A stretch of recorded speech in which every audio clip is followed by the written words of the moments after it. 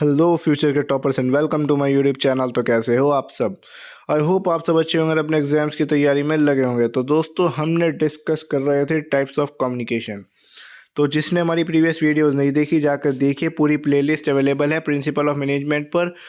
Description में link मिल जाएगा पूरी प्लेलिस्ट का। चैप्टर 1, 2, 3, 4 डिस्कस हो चुके हैं। चैप्टर 5 डायरेक्टिंग चल रहा है और हमने कम्युनिकेशन लगभग कवर कर लिया है, अभी भी चल ही रहा है। तो चलिए उस प्लेलिस्ट को जाकर आप देख सकते हैं। बाकी अभी लाइक कमेंट शेयर सब्सक्राइब करना मत भूलना, बेल आइकन को प्रेस कर देना, जिससे आप कोई भी अपडेट मिस ना कर पाएँ।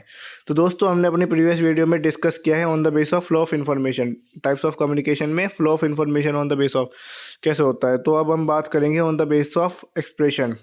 Types of communication on the base of expression. तो दोस्तों, इसमें जो होते हैं दो तरीके की कम्युनिकेशन होती है, वर्बल कम्युनिकेशन और नॉन वर्बल कम्युनिकेशन।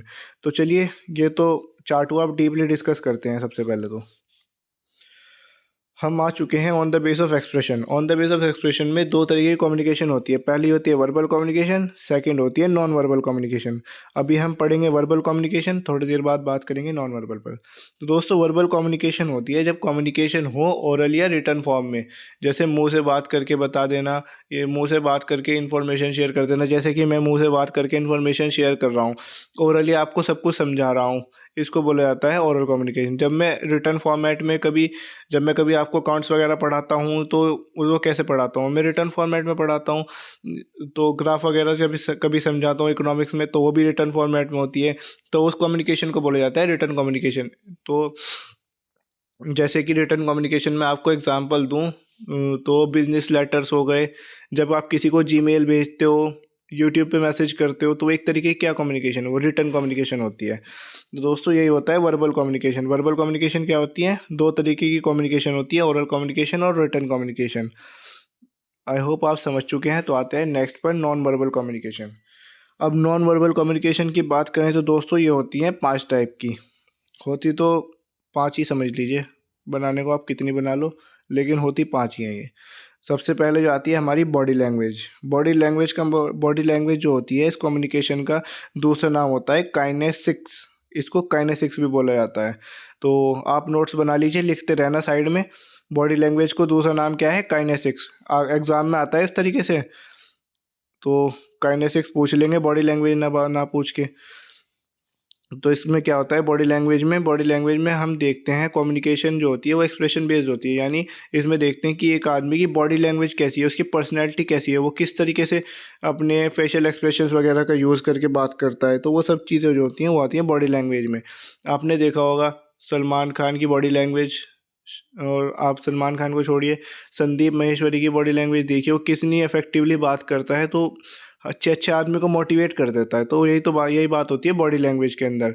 तो इस तरीके से कम्युनिकेशन होती है जब आप किसी को अपने एक्सप्रेशंस के हिसाब से, अपनी बॉडी लैंग्वेज के हिसाब से कम्युनिकेट करें, उसे बोला जाता है बॉडी लैंग्वेज कम्युनिकेशन। तो अब आते हैं नेक्स्ट पर। नेक्स्ट है हमारी para language.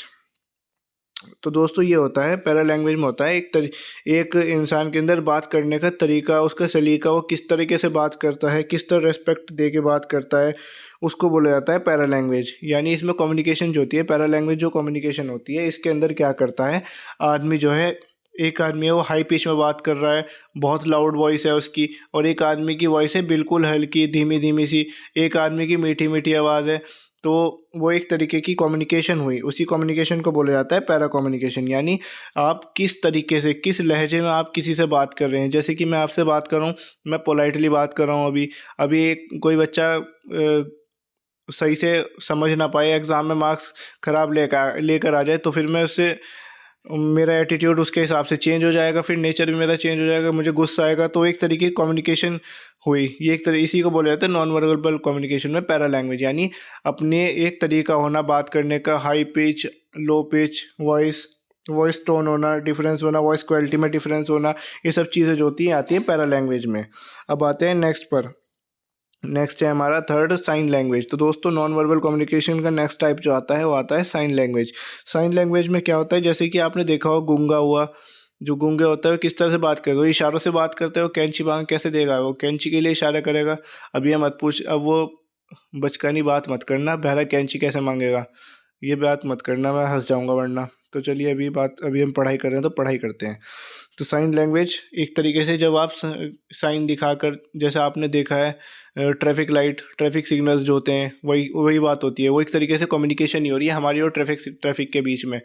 Traffic signal red होगा तो गाड़ी रुक जाएगी, या ग्रीन होगा तो गाड़ी चल जाए, गाड़ी भगाने का टाइम आ जाएगा वहाँ से। तो ये एक तरीके की कम्युनिकेशन ही हुई हमारी। इसको ही बोला जाए नॉन वर्बल कम्युनिकेशन, यानी बिना बोले बिना लिखे, यानी साइंस का यूज़ करके, साइंस साइंस विज्ञान, साइंस नहीं, साइन सिंबल्स का यूज़ करके, बॉडी लैंग्वेज का यूज़ करके, वो बात है। फोर्थ पॉइंट आते हैं टच।